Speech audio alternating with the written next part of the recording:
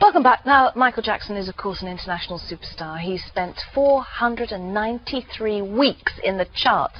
He was the first entertainer to earn more than $100 million in a year. But who is the man behind all this? How has he gone from an innocent little boy singing in a band with his brothers to a man who's changed the colour and features of his face and dangled his baby off a hotel balcony? Take a look at this. Well, our psychologist, Dr. Linda Papadopoulos, is here to help us understand why Michael Jackson behaves the way he does. A lot has been said about his childhood, and you would understand about this as well, Donny.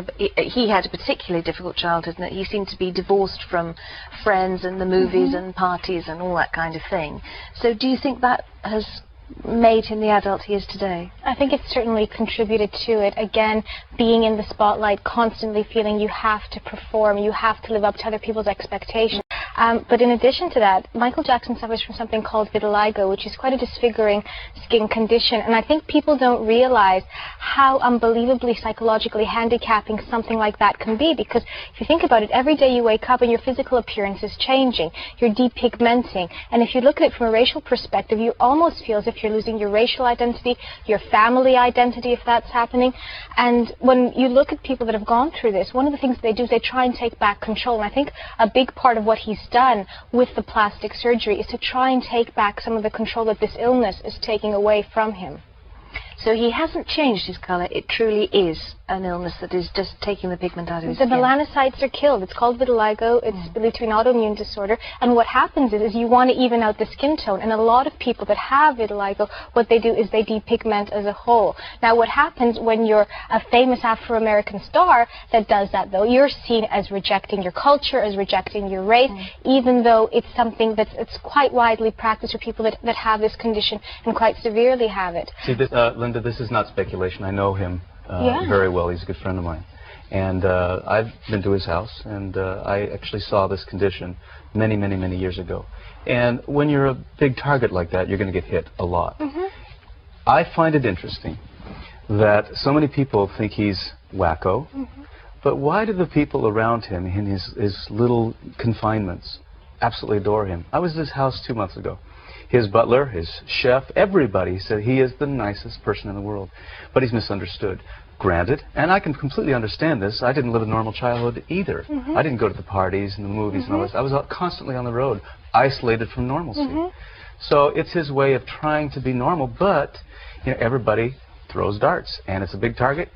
He's going to get hit. Absolutely, Donny. And I think, to me, I think that the saddest thing is that people feel they have the right to. Had Michael suffered from something that we couldn't see, you know, an ulcer, something inside, you wouldn't feel that you have the right to do this. But because it's something we can see, because it's his appearance, it's as if, you know, you have free reign to do this. And what happens is he's caught in this horrible position where he wants to please his fans, because I do think this is probably a very genuinely, like you say, good person. Again, probably very approval-seeking, given the fact that he never had approval from his father, so he seeks it, I'm guessing, I don't know the man obviously, but from everyone around him. He is a performer. Thus we see the baby thing. Everyone's saying, well, why did he do that? Think of, you know, he's caught in between trying to, you know, please his fans, here's my baby, and trying to protect his child. Okay, I can understand all of that, but his judgment is perhaps not the judgment of others, of the majority. The majority wouldn't dangle a child over a balcony for the hell of it, with a towel over his face, wouldn't take the children out veiled to the zoo, wouldn't take the children in the middle of the night to museums and toy shops because that's the only time that it's empty. But Fern, you're not Michael Jackson. I know, but the point is, this business about having 2 wives, 3 children, but they don't have no mother. And it is truly the Peter Pan, Lost Boys syndrome. I think it's about trying to establish your self-concept. Most of us, our identities are developed during adolescence, and they're developed in a very sort of more or less stable environment. You find out who you are. You're either a cool kid, a jock, whatever you are during, you know, the time of school. You are a child star, and I think Donny can back me up on this. People are around you telling you who you ought to be, who your self-concept is. You ought to be like this or like that, you know. So you end up reaching 20, 25, thinking, you know what, I have no clue who I am. And then you start trying to figure it out. Yeah, I can see all of this, but You're a parent, you have 5 boys of your own, and you've said very clearly that when you get home, you are dad. Yeah. And that's the end of it. Yeah.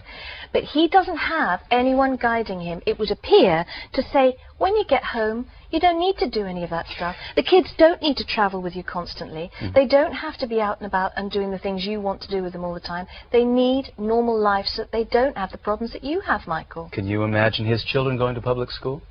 Can you imagine them going to birthday parties? Can you imagine him walking down the street?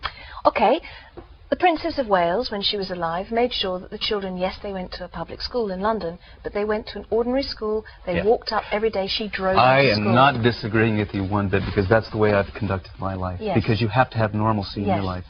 And it's tough when your name is Michael Jackson, because it's a no-win situation. But you can make it tougher for you. But what people don't know, he is a very loving person.